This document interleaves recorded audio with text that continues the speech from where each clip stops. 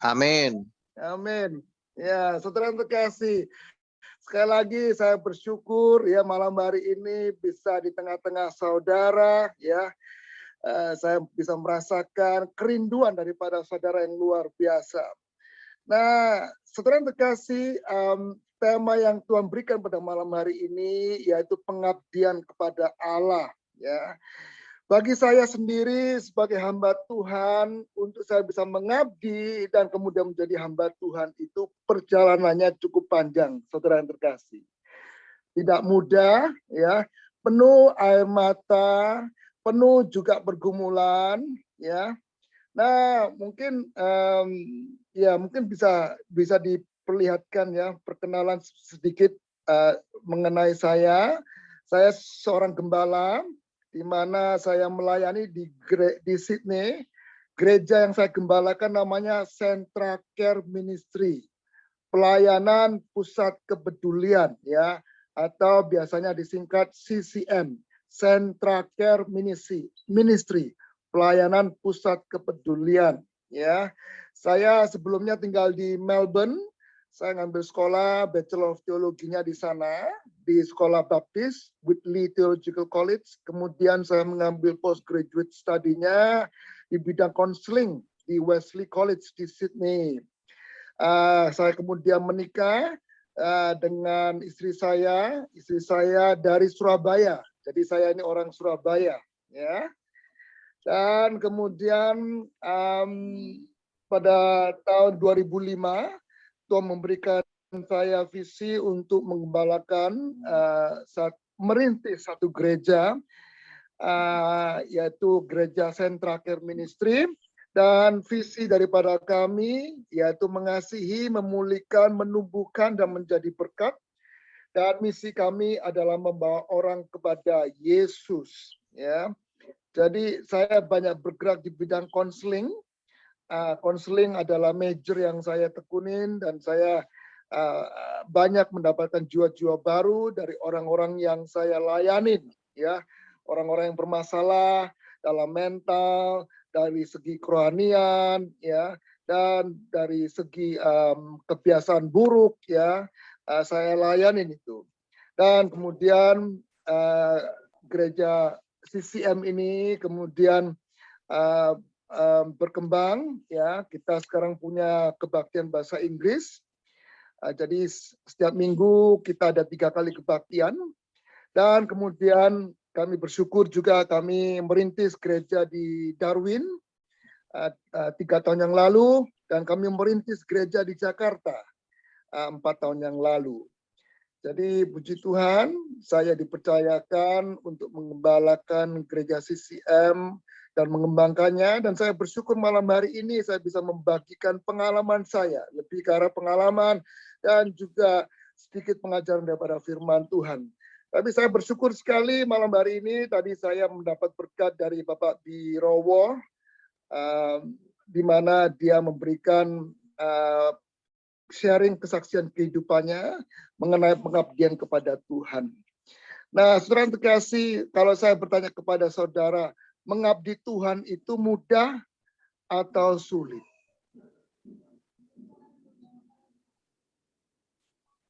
Coba saya tanya kepada Bapak Sofyan, mengabdi kepada Tuhan itu gampang atau susah?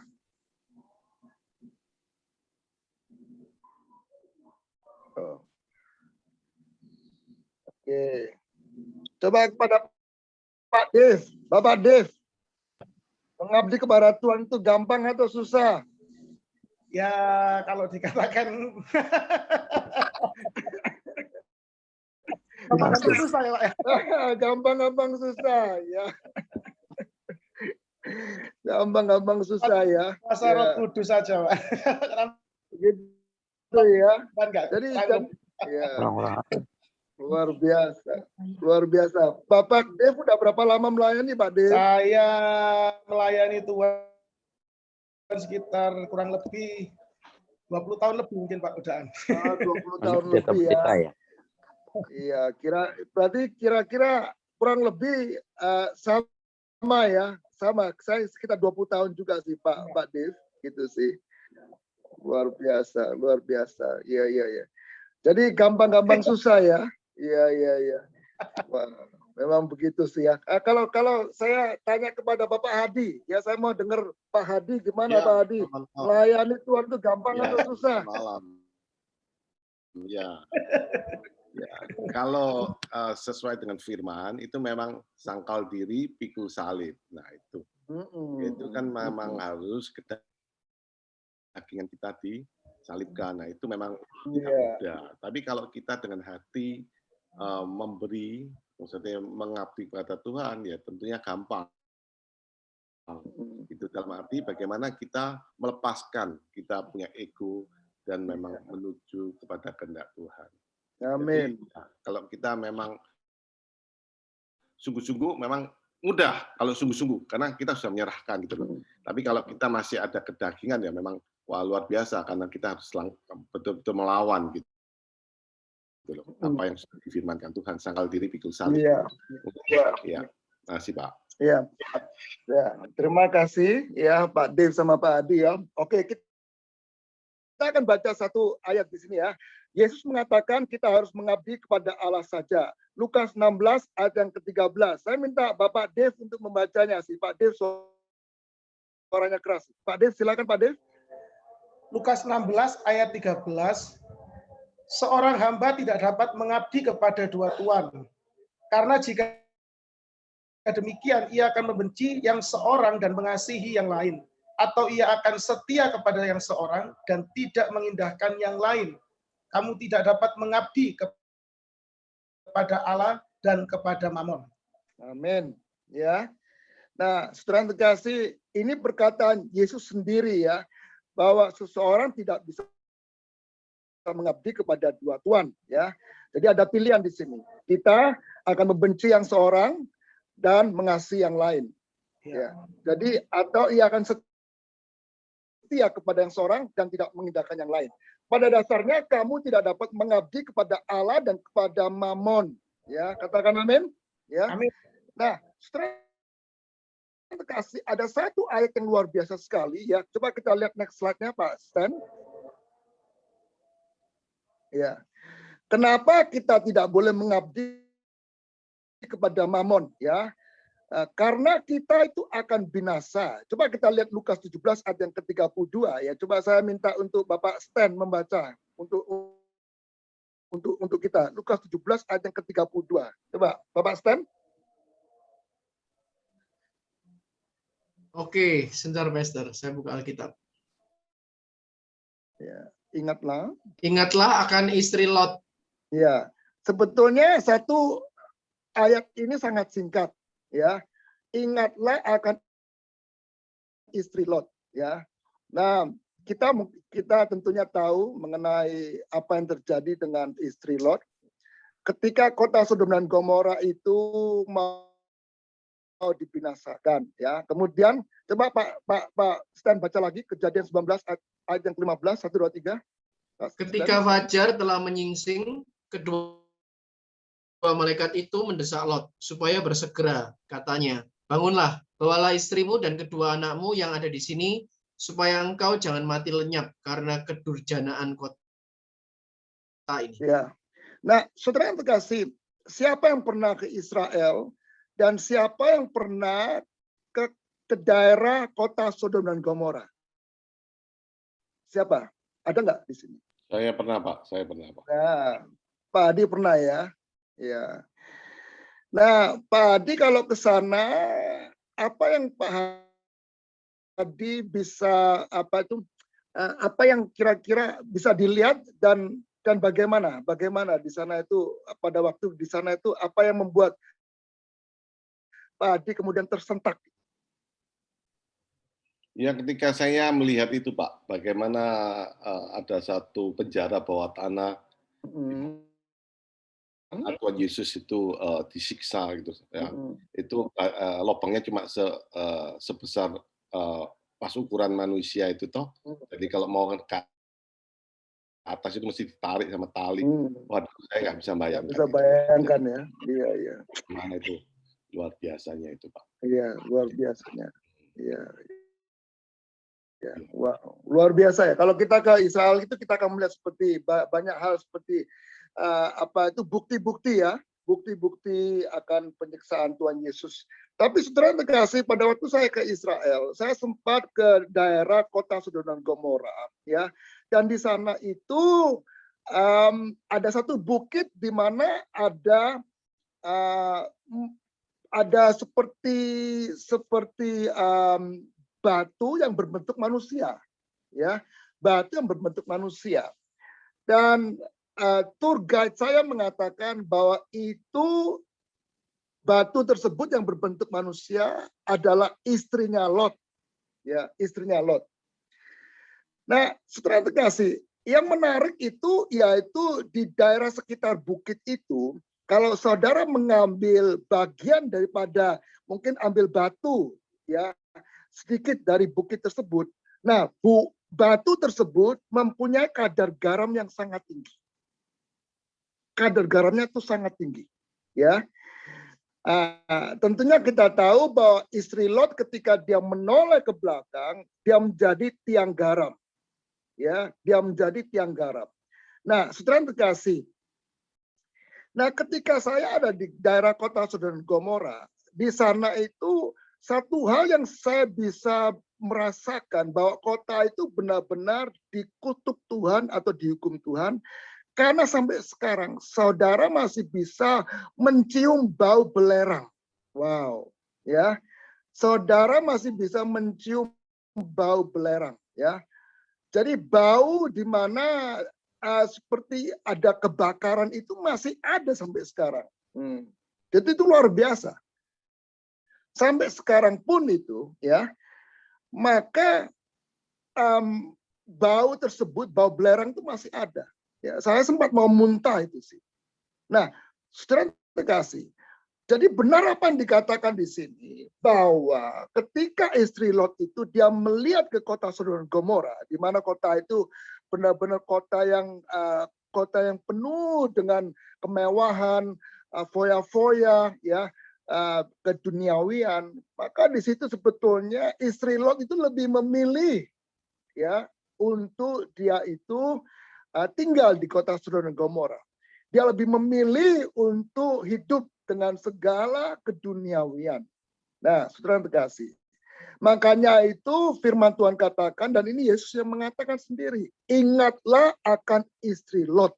Ya, saudara terkasih, ada bahayanya ketika kita itu mengabdi bukan kepada Tuhan, ya, tapi kepada apa yang ditawarkan dunia, maka kita bisa menjadi tiang garam. Ya, Matius 6 ayat yang ke-21, saya minta untuk Pak Dev membacanya sekali lagi. Pak Dev, silakan Pak Dev. Matius 6 ayat ke-21. Karena di mana hartamu berada, di situ juga hatimu berada. Amin. Ya, karena di mana hartamu berada, ya di situ juga hatimu berada. Apa yang saudara miliki, ya sebetulnya itu berbicara mengenai hati saudara, ya. Apa yang saudara abdikan kehidupan saudara, ya, baik itu pemilikan, harta kekayaan, sebetulnya itu terlihat akan hati saudara, ya. Kalau hati saudara melekat kepada kekayaan, itu bisa terlihat, ya. Nah, kita akan melihat pada malam hari ini, ya, bahwa sebetulnya hati kita itu harus melekat kepada Tuhan, ya, karena nanti kita akan lihat bahwa Tuhan itu memberikan kepada kita, ya, berkat yang luar biasa, bukan secara duniawi, tetapi berkat dari Tuhan. Katakan amin. Ya. Oke, next, coba next slide. Kisah penampakan Yesus kepada murid-muridnya. Ya, nah, di sini apa ada itu Alex Lim? Alex Lim ada Alex Lim?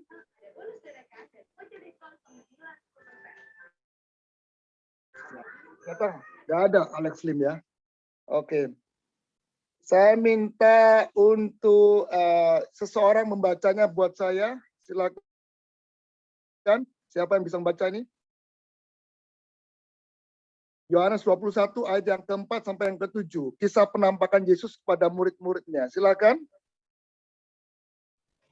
Yohanes 21 ayat 4 sampai 7. Ketika hari mulai siang, Yesus berdiri di pantai. Akan tetapi murid-murid itu tidak tahu bahwa itu adalah Yesus. Kata Yesus kepada mereka, "Hai anak-anak, adakah kamu mempunyai lauk pauk?" Jawab mereka, "Tidak ada." Maka kata Yesus kepada mereka, "Tebarkanlah jalamu di sebelah kanan perahu, maka akan kamu peroleh."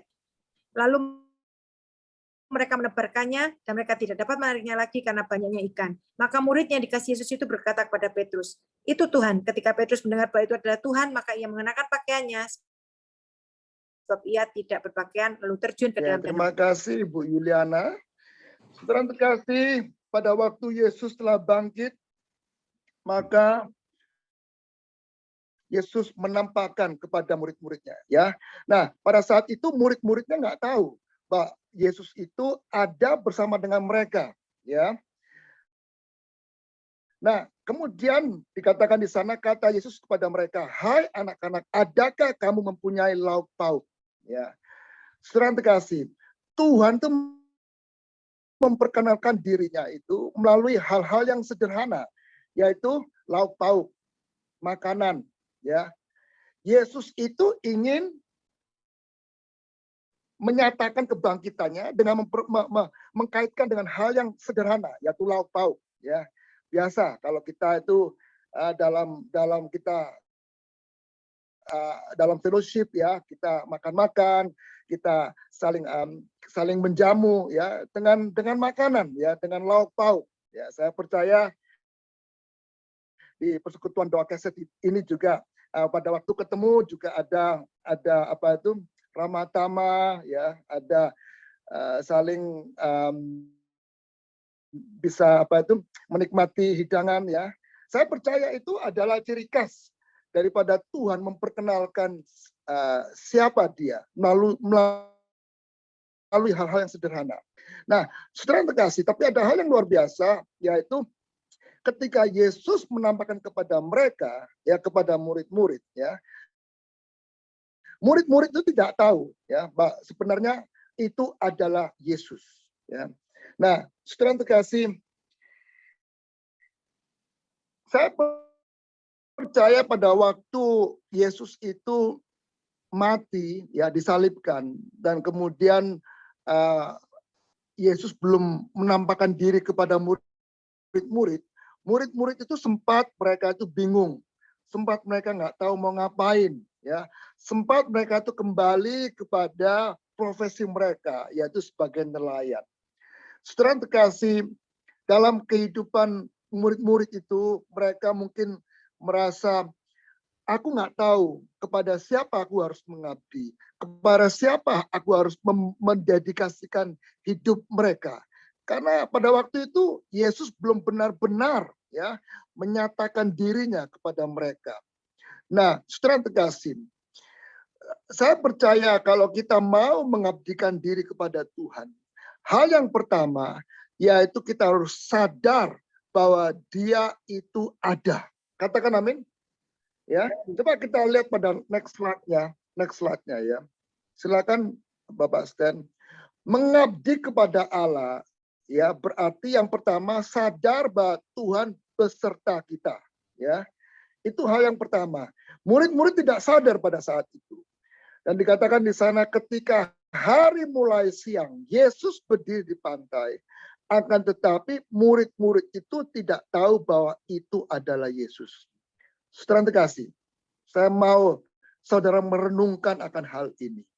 Berapa banyak daripada kita yang tidak tahu bahwa Yesus itu ada di tengah-tengah kita. Ya. Nah, saya mau sharing kehidupan saya. Pada waktu saya sekolah Alkitab, dan tahun pertama saya sekolah Alkitab, saya sempat bertanya kepada Tuhan, Tuhan, saya ini tidak mau menjadi hamba Tuhan.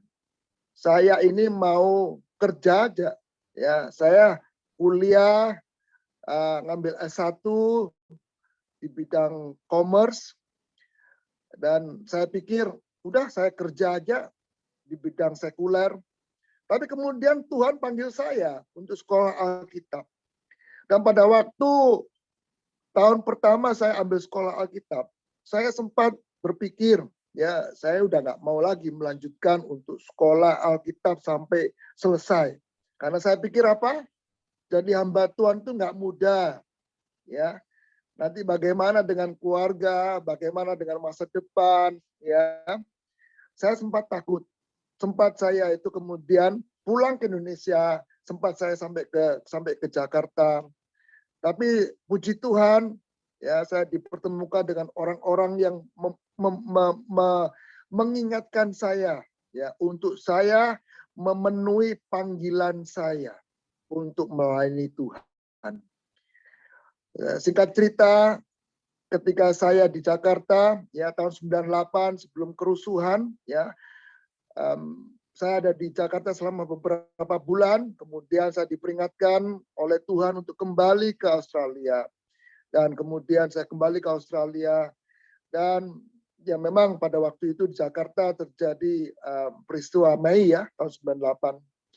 Nah, saudara terkasih, tapi saya melihat bahwa Tuhan itu memberikan kepada saya ya orang-orang untuk mengingatkan saya, untuk saya itu bisa mengabdi kepada Dia. Nah, saudara terkasih, pada waktu saya mau menjadi hamba Tuhan, satu hal yang saya tidak sadari, bahwa Tuhan itu ada bersama dengan saya. Katakan amin. Ya, bahwa Tuhan itu ada bersama dengan saya. Kalau kita mau mengabdi kepada Tuhan, hal yang pertama harus kita sadari bahwa Tuhan itu beserta dengan kita. Ya. Kemudian yang kedua, ya, yang kedua. Silakan next slide-nya. Yang kedua, kalau kita itu mau mengabdi kepada Tuhan, yang kedua yaitu mengenali bahwa Dia itu Tuhan atas segala usaha kita. Katakan amin. Ya. Dalam Yohanes 21 ayat yang ke-7 dikatakan di sana, maka murid yang dikasihi Yesus itu berkata kepada Petrus, itu Tuhan. Ketika Petrus mendengar bahwa itu adalah Tuhan, maka ia mengenakan pakaiannya sebab ia tidak berpakaian, lalu terjun ke dalam danau. Saudara terkasih, murid-murid Tuhan Yesus baru mengerti, baru ngeh ya bahwa itu adalah Yesus, itu adalah Tuhan. Dan dikatakan di sana, ya, itu Tuhan. Jadi murid yang dikasihi Yesus, Yohanes berkata itu Tuhan. Kemudian Petrus juga mengatakan itu Tuhan. Saudara yang terkasih, dalam kita mengabdi kepada Tuhan, hal yang kedua, yaitu kita harus benar-benar mengenali siapakah Tuhan yang kita sembah. Katakan amin. Kita harus mengenali Tuhan yang kita sembah. Saudara yang terkasih, saya mengenal Tuhan karena Tuhan itu begitu baik kepada saya. Saya mengalami perjumpaan dengan Tuhan secara khusus. Ya, ketika saya sakit, saya mengalami perjumpaan dengan Tuhan. Saya disembuhkan mata saya dari retina detachment. Jadi retina saya sempat kemudian karena ada pressure, ada stres, dan kemudian retina saya itu posisinya berubah sehingga saya tidak bisa melihat dengan jelas. Nah, kemudian satu malam saya berdoa kepada Tuhan dan Tuhan menampakkan diri kepada saya. Ya, roh saya diangkat ke langit, ke langit di atas awan-awan di sana, dan saya bertemu dengan Tuhan di sana. Dan puji Tuhan, mata saya yang mempunyai masalah dengan penglihatan disembuhkan oleh Tuhan.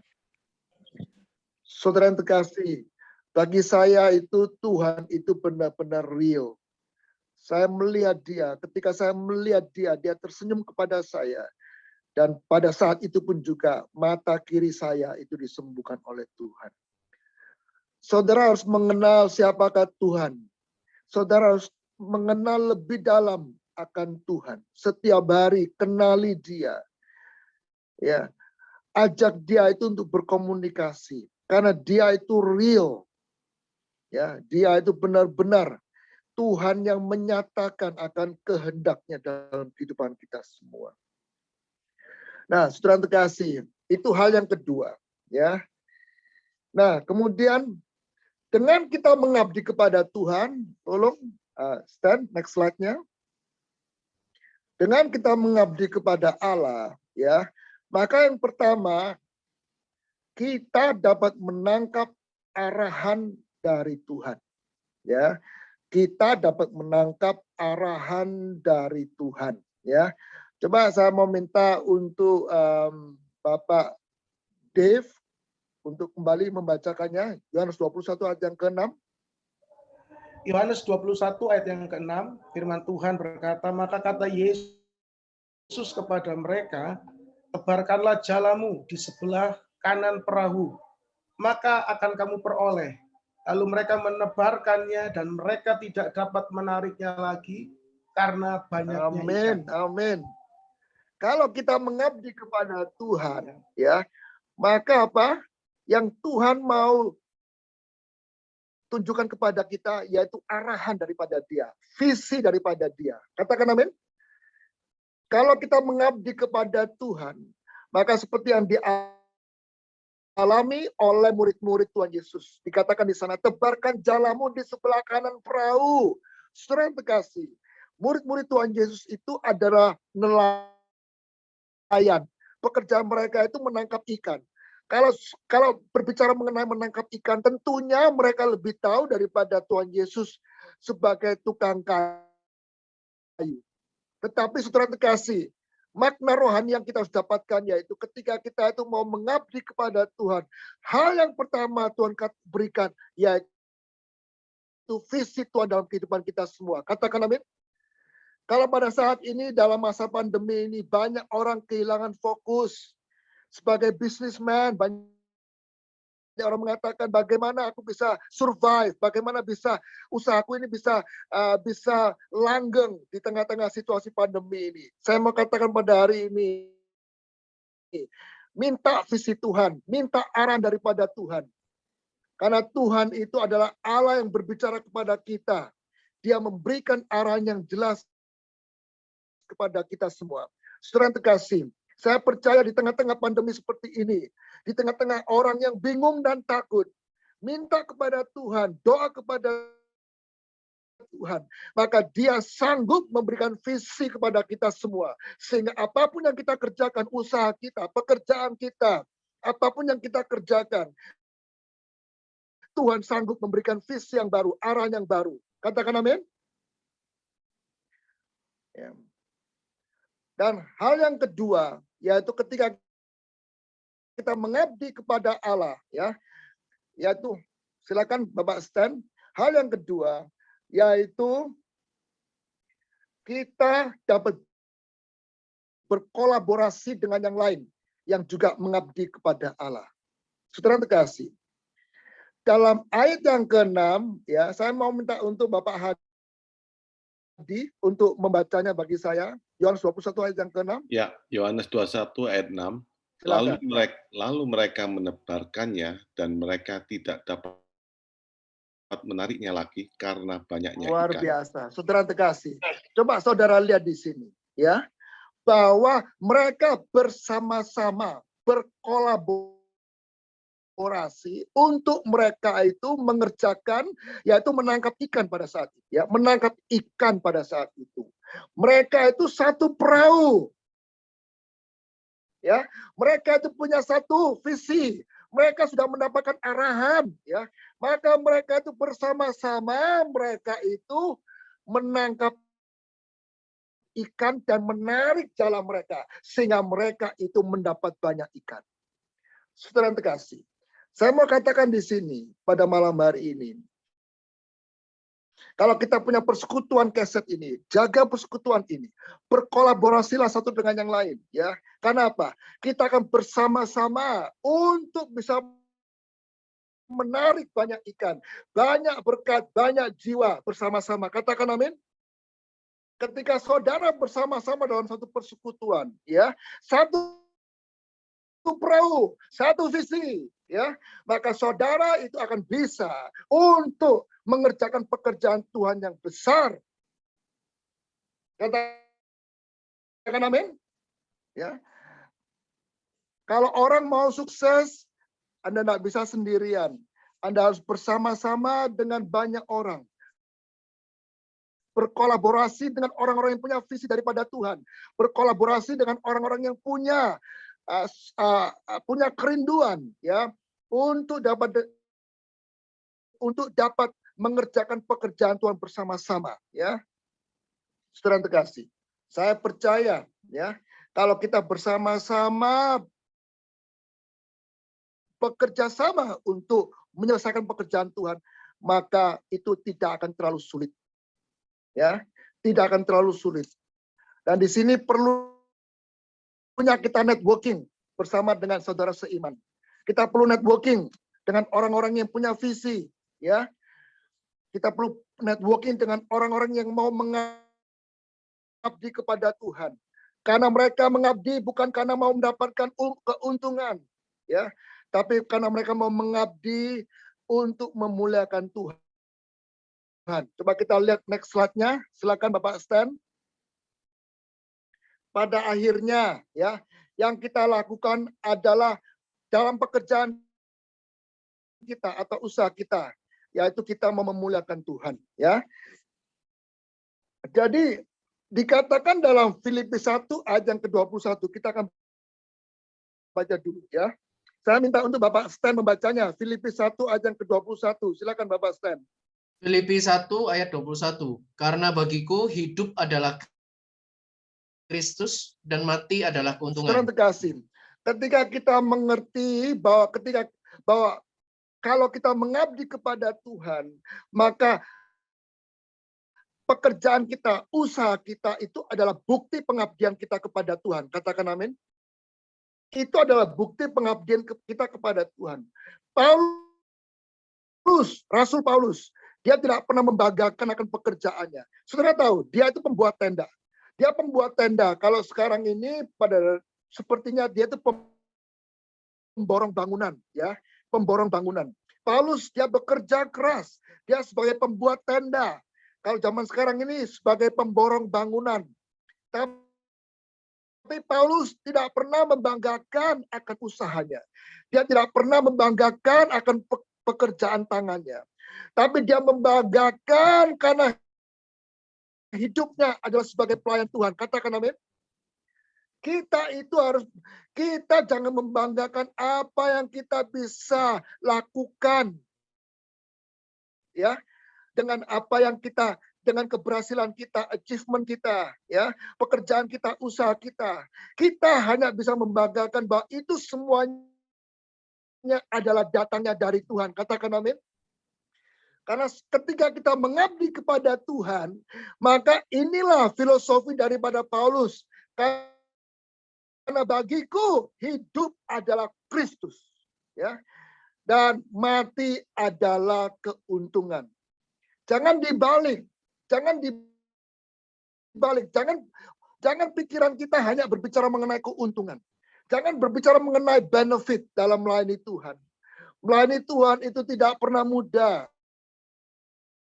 Ya, kalau Pak Dev mengatakan gampang-gampang susah, saya mau katakan sebetulnya itu banyak susahnya Pak Dev, banyak air mata, ya, banyak air mata. Tetapi saya mau katakan, ya, kalau kita dalam melayani itu, saya mau katakan banyak berkorban, siap-siap untuk berkorban. Saya percaya Bapak Hadi yang sebagai perintis daripada Persekutuan Doa Keset, dia banyak berkorban, memberikan waktunya, memberikan waktu, tenaga, materi, banyak berkorban. Dan saya percaya yang lain-lain pun juga banyak berkorban. Melayani itu adalah pengorbanan. Katakan amin. Ya. Jadi kalau mau melayani itu kemudian mendapat keuntungan, ya itu bukan melayani, itu dilayani. Ya. Tapi kalau kita mau melayani itu berarti apa? Kita mau hidup bagi Kristus. Katakan amin. Mengabdi bagi Kristus. Hidup kita adalah Kristus. Mengabdi bagi Dia. Dan saya percaya kalau kita melayani, maka di situ kita benar-benar akan menjadi berkat bagi yang lain. Saudara yang terkasih, inilah waktunya untuk Persekutuan Doa Keset. Untuk bersama-sama berkolaborasi, memenangkan banyak jiwa. Memenangkan banyak jiwa. Saudara yang terkasih, gereja yang saya layani adalah gereja for all nations. gereja untuk segala bangsa. Saya melayani orang dari Filipina, orang dari Portugal, orang dari Samoa, orang dari Korea, orang dari Fiji, orang dari Mesir. Saya layani semua. Dan saudara terkasih, di situ saya melihat kerinduan bangsa-bangsa itu untuk mereka datang kepada Tuhan. Untuk mereka itu benar-benar mereka merasakan bahwa Tuhan itu benar-benar ada, benar-benar beserta dengan mereka. Saudara terkasih, gereja CCM yang saya layani ini, mereka orang-orang ini, ya baik orang Indonesia maupun orang dari segala bangsa, mereka bisa mengabdi kepada Tuhan, mereka bisa mengabdi kepada Tuhan. Saya melihat kalau kita semua punya hati seperti Paulus, dia adalah seorang rasul. Dia lebih bangga kalau dia menjadi rasul daripada cuma seorang businessman, pembuat tenda. Dia mau dikenal sebagai orang yang merintis banyak gereja. Dia mau dikenal sebagai orang yang dimana hidupnya itu dipersembahkan kepada Tuhan. Sampai pada titik darah dia yang terakhir. Saudara yang terkasih, pada malam hari ini, satu pertanyaan kepada saudara, apakah saudara mau untuk mengabdi kepada Tuhan? Dan seperti Paulus mengatakan, aku telah mencurahkan darahku. Aku telah mengakhiri pertandinganku dengan baik, dan aku telah memelihara iman. Biarlah pada malam hari ini kita semua mempunyai filosofi seperti Paulus, bagiku hidup adalah Kristus. Dan mati adalah keuntungan. Saya percaya malam hari ini, kita semua akan semakin bersemangat untuk melayani Tuhan. Dan kita akan benar-benar memberikan yang terbaik bagi Tuhan dengan mengabdikan kehidupan kita, usaha kita, pekerjaan kita kepada Tuhan. Dan saya percaya kita semua yang ada di persekutuan doa keset akan diberkati oleh Tuhan. Dan semua yang sudah diberkati, katakan amin. Amin. Amin. Terima kasih. Terima kasih. Luar biasa, puji Tuhan. Haleluya. Amin. Pastor Joshua. Thank you buat firman-Nya. Sangat Thank you. memberkati. Terima kasih, Bapak. Pastor Joshua, ini kita mau buka sesi tanya jawab, boleh ya, Pastor? Silakan. Bapak Ibu yang terkasih, siapa yang merasa terberkati dengan firman malam hari ini? Boleh lambaikan tangan semuanya ya. Amin. Silakan kalau ada pertanyaan untuk Pastor Joshua, boleh langsung open mic atau ketik. Silakan. Boleh. Saya suka dengan orang yang mau bertanya. Silakan. Tolong layarnya bisa diinikan ya, dibuka semua, bisa keluar semua wajahnya. Silakan tanya kepada saya, gratis kok, nggak dipungut biaya. Oke, sambil nunggu pertanyaan, Pastor. Tadi kalau di breakout room saya sudah catat beberapa pertanyaan nih. Ya. Jadi ada pertanyaan tadi, kalau kita mau mengabdi kan kita harus meneladani nabi-nabi terdahulu ya. Tadi sudah diceritakan dalam Yohanes kan tentang para rasul. Jadi kita tinggal hanya meniru saja. Nah, tapi kalau bisa ada dalam satu kalimat atau satu perkataan nih, kira-kira bagaimana sih mengabdi kepada Allah sehingga benar-benar jadi favor, itu jadi perkenanan Tuhan lah di hadapan Tuhan, itu pengabdian kita bisa jadi sesuatu yang berkenan. Itu gimana, Pastor? Jadi mungkin kalau kita bisa katakan ya, pengabdian kita tuh harus menjadi bau yang harum bagi Tuhan. Katakan amin. Ya? Amin. Jadi kita itu harus kalau apa itu sebagai persembahan ya, maka kita itu harus jadi korban bagi Tuhan. Ya, jadi korban bagi Tuhan. Nah, jadi kita itu harus menjadi korban yang harum di hadapan Tuhan.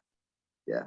Jadi pengabdian kita itu kita nyatakan dengan dia itu kita jadikan diri kita ya sebagai korban yang harum bagi Tuhan. Nah, jadi orang itu bisa tahu kita mengabdi kepada Tuhan dari bau kita. Banyak orang itu yang baunya busuk mungkin ya, suka apa? Mungkin suka memfitnah, dia suka menggosip dan segala macam. Nah, itu baunya busuk. Ya. Tapi kalau kita itu melayani Tuhan, ya, kita itu memberkati yang lain, kita membawa jiwa kepada Tuhan, kita kemudian melihat bagaimana orang yang kita bawa itu berubah hidupnya, ya. Mereka melihat dalam kehidupan kita menjadi terang dan garam. Nah, itu berarti kita itu menjadi korban yang harum bagi Tuhan. Katakan amin. Amin. Berarti itu kita mengabdikan diri kepada Tuhan dan orang lain bisa merasakan itu, bisa bau, ya, bisa bau akan kehidupan kita, bau yang harum, gitu. Apakah itu menjawab? Silakan. Oke, puji Tuhan. Ya, Thank you, selamat Pastor. malam. Ini ada pertanyaan nih dari Silakan. seorang yang bernama Pak Ya. Tonihan. Tadi titip pertanyaan kepada Silakan, saya. silakan. Pengabdian ke Allah itu harus pertama dan terutama atau dan terutama harus ada dalam semua kehidupan kita sehari-hari, bukan ditunjukkan dalam waktu ibadah saja. Bagaimana itu ya? Kadang-kadang orang mengukurnya itu dengan ibadah saja gitu. Iya. Jadi ini tolong di mute ya. Tolong di mute. Ya. Jadi kalau di ya, gitu. Roma 12 ayat yang pertama dikatakan di sana, ya. Karena itu, saudara-saudara, demi kemurahan Allah, aku menasihatkan kamu supaya kamu mempersembahkan tubuhmu sebagai persembahan yang hidup, yang kudus dan yang berkenan kepada Allah. Itu adalah ibadahmu yang sejati, ya. Jadi tidak dikatakan 2 jam di gereja itu kita mengabdi kepada Allah, bukan. Ya, di gereja itu kita tidak dikatakan mengabdi kepada Allah, ya. Kita datang merayakan dalam suasana ibadah pada hari Minggu, ya. Tetapi sebetulnya mengabdi itu yaitu seluruh keberadaan kita. Persembahan tubuh kita sebagai persembahan yang hidup, ya, yang kudus dan yang berkenan kepada Allah. Nah, itu khotbah yang lain itu, ya. Nah, saudara kasih. Jadi kehidupan kita itu kalau kita mengabdi, yang pertama hidup kita itu harus kita persembahkan. Itu berarti apa? Mulai dari kita itu buka mata pada pagi hari, ya, sampai kita itu tidur. Nah, kita itu mengabdi kepada Tuhan. Ya, mengabdi kepada Tuhan bagaimana? Ya, kita menyembah Dia, kita merasakan kehadiran Dia. Seperti tadi saya katakan, ya, bahwa kita merasakan bahwa Dia beserta dengan kita. Ya, kita mau kenal dengan Dia, baca firman Tuhan, ya. Nah, saudara terkasih. Nah, saya mau katakan di sini, kalau kita mengabdi kepada Tuhan secara keseluruhan, ya, bukan cuma 2 jam loh di gereja. Maka yang terjadi dikatakan di sana, maka kita itu kemudian akan semakin kudus dan semakin berkenan di hadapan Tuhan. Banyak orang itu mereka katanya orang Kristen, tapi mereka nggak benar-benar mengabdi kepada Tuhan. Karena apa? Hidupnya nggak kudus, hidupnya nggak berkenan, ya. Ya. Nah, saudara, ini yang hal yang menarik tadi yang tadi saya katakan. Istri Lot itu sempat dia itu lari dari kota Sodom dan Gomora. Dia sempat lari. Tetapi kemudian apa? Ya, kemudian dia menoleh ke belakang. Ya. Hatinya berubah. Karena apa? Karena hatinya tidak melekat kepada Tuhan. Karena hidupnya tidak dikuduskan kepada Tuhan. Karena hidupnya tidak berkenan kepada Tuhan. Jadi yang saya mau katakan di sini kepada Bapak Tony, mengabdi kepada Tuhan itu keseluruhan hidup kita. Hidup kita, ya, supaya kita semakin hidup yang berkenan dan hidup kudus di hadapannya. Baru itu adalah pengabdian kepada Tuhan. Begitu. Amin. Puji Tuhan. Yes. Yeah. Pastor, ada pertanyaan lagi. Silakan. Tadi kan Pastor sarankan kita harus berkolaborasi ya, dalam mengabdi kepada Tuhan. Yes. Tapi kalau pada saat kita berkolaborasi, tapi ada yang toksik nih Pak, ada lingkungan yang toksik juga nih. Gimana nih solusinya? Thank you, Pastor. Memang tidak bisa dipungkirin ya, Bapak Stan, bahwa dalam kita berkolaborasi ada yang toksik, ya. Ada yang toksik. Ya, kita tahu sendiri juga murid-murid Tuhan Yesus pun juga ada satu yang toksik, ya, Yudas gitu. Nah, saudara terkasih, tapi Tuhan mau katakan di sini bahwa ketika kita berkolaborasi, tentunya kita perlu ada yang namanya discerning heart. Jadi hati kita itu harus bisa melihat ya apakah orang yang kita berkolaborasi itu hidupnya itu benar, hidupnya kudus, hidupnya berkenan kepada Tuhan ya. Lihat daripada dia itu berbicara, lihat daripada tindakannya, lihat daripada jejak kehidupan dia. Nah, itu barometer kondisi-kondisi seperti itu ya kita perlu lihat ya. Jadi saya percaya kalau di dalam kita menemukan kolaborasi yang benar ya, yaitu orang tersebut mengerti akan tujuan kehidupannya ya. Tujuan kehidupannya yaitu bagi Tuhan ya. Kalau itu toksik biasanya apa? Hanya memikirkan keuntungan sendiri ya, keuntungan sendiri ya. Jadi minta hikmat sama Tuhan, tanya sama yang lain, minta nasihat kepada yang lain. Bagaimana orang ini dalam kehidupan dia, bisnis sebelumnya atau usaha sebelumnya ya. Cari tahu sehingga kita kemudian bisa menemukan partner yang benar ya, partner yang punya kerinduan untuk bersama-sama menarik jiwa bagi Tuhan. Ya, begitu Bapak. Luar biasa, puji Tuhan, Mbak. Ya. Silakan Bapak Ibu mungkin ada pertanyaan. Silakan. Open mic. Iya, selamat malam Pastor Joshua. Saya ada sedikit pertanyaan Pastor Joshua. Silakan. Ini mengenai mengabdi kepada Tuhan. Seperti kita ketahui ya, itu sebelum pandemi corona ini banyak hamba Tuhan atau mungkin umat-umat yang seiman dengan kita tuh mengabdi kepada Tuhan, bahkan mereka tuh berapi-api gitu. Tapi tatkala pandemi corona ini, mereka tuh seperti kehilangan arah, bahkan mereka tuh diam, seribu bahasa, hatinya menjadi tawar, bahkan dia tuh seperti dull feeling lagi udah. Bahkan sampai mempertanyakan apakah Tuhan itu masih ada. Jangankan mengabdi, jadi istilahnya itu mereka tuh seperti kehilangan arah lagi gitu loh. Nah itu kira-kira tuh bagaimana cara kita menyikapi kondisi seperti itu. Kemudian juga mengenai begini, kalau kita tuh mau mengabdi kepada Tuhan, kan itu kan orang itu kan macam-macam tipe toh. Dulu dia pakai alasan, oh saya ini tidak ada waktu, kerjaan saya ini sibuk. Nah sekarang ini kalau dengan hanya mengikuti ibadah secara online atau mungkin persekutuan dengan menggunakan fasilitas yang makin canggih dengan Zoom, tapi mereka nanti ada aja alasannya, saya tidak ada waktu segala macam. Nah itu kira-kira bagaimana cara kita menyikapinya? Terima kasih. Ya, luar biasa pertanyaannya ya, luar biasa pertanyaannya. Ya, pertanyaan yang pertama ya Pak Sofian ya.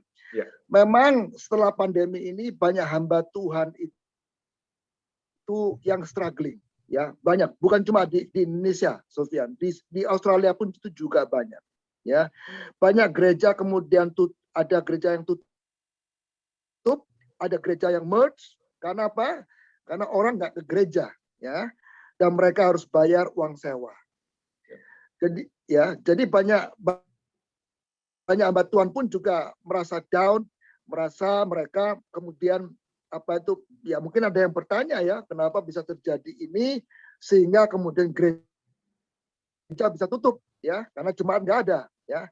Dan kalau saya mau katakan di sini ya, tapi ini kebalikan dengan kita Pak Sofian, karena justru pada waktu COVID-19 ini ya, memang kalau di Sydney ini nggak terlalu lama, 3 bulan kita nggak boleh ke gereja ya, tapi setelah itu boleh, tentunya dengan pakai protokol, ada protokolnya ya, ikutin protokol. Tetapi puji Tuhan, karena di sini itu banyak gereja besar itu nggak boleh ada pertemuan, tidak boleh ada gereja gitu, karena batasannya itu kalau udah 100 ke atas itu udah sulit untuk ketemu gitu ya, udah sulit gitu. Jadi semakin besar gereja di sini, semakin sulit untuk ada kebaktian gitu.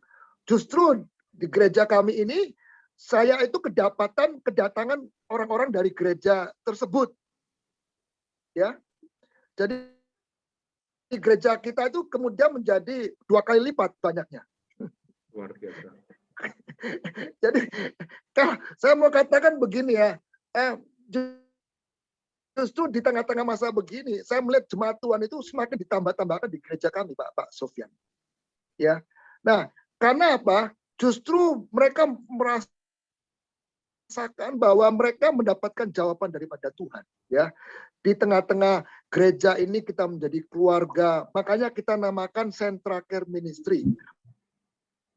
Pelayanan pusat kepedulian, karena kita care ke mereka, kita peduli sama mereka, kita berikan pekerjaan kepada mereka, kita berikan makanan kepada mereka, kita berikan satu perlindungan dalam keluarga. Ya, jadi kalau saya mau katakan begini Pak Sofyan, kenapa kalau pendeta itu pada saat ini justru down? Sebetulnya mereka harus bertanya kepada Tuhan, ya, kenapa kok bisa down? Karena saya percaya Tuhan itu bisa memakai cara apapun supaya apa? Supaya jiwa-jiwa terus didatangkan kepada mereka, kepada gereja Tuhan. Ya. Nah, yang kedua Pak Sofyan, mengenai online, gereja online, ya. Saya mau katakan kita pun juga ada online. Setiap minggu kita itu online, streaming online. Ya, tetapi justru dengan streaming online itu kebaktian kami itu sampai ke beberapa negara, gitu ya, sampai ke Taiwan, ke Amerika, ke Indonesia tentunya, ya. Justru kami semakin memberkati orang yang lain, ya. Jadi kalau ada orang mengatakan, Pak, karena online saya nggak mau ke gereja. Nah itu kebalikan dengan gereja kami Pak Sofyan. Justru seperti sekarang ini mereka itu online karena mereka memang nggak bisa gitu, karena sakit biasanya. Tapi semuanya itu hampir semuanya mereka nggak ada alasan untuk tidak ke gereja. Mereka semua kembali ke gereja Pak Sofyan. Ya. Nah jadi saya itu bersyukur ya. Saya itu bersyukur bahwa jemaat itu benar-benar merasakan bahwa di gereja itu mereka bisa mengabdi kepada Tuhan, bisa ketemu dengan yang lain, bisa berkolaborasi dengan yang lain. Dan itu saya percaya, saya sebagai gembala, saya tekankan, kita harus benar-benar ya mengetahui bahwa Tuhan bersama dengan kita dan kita harus kenal Tuhan. Itu. Pak Sofyan? Ya, luar biasa, Pastor. Terima kasih. Puji Tuhan, puji Tuhan. Silakan, ada yang lain?